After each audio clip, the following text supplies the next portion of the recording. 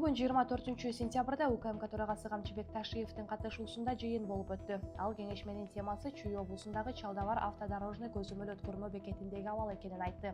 Аталган көзөмөл өткөрүү пунктунун иш зонасында кызмат адамдары өзүнчө ортомчулар менен сүйлөшүп, жалган товарларды коштоочу документтерди колдонуу менен ЭАЭПке катышуучу өлкөлөрдөн товарларды мыйзамсыз импорттоо боюнча коррупциялык схеманы түзүшкөндүгү аныкталган.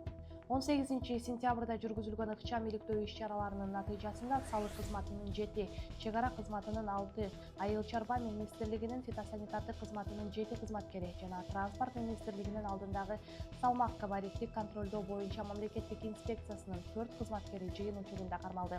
Аталган коррупциялык схемада ортомчулар жасалма документтердин негизинде жүк ташып келүү үчүн оор жүк ташуучу унаадан $1500 $2000 чейин акча алышкан.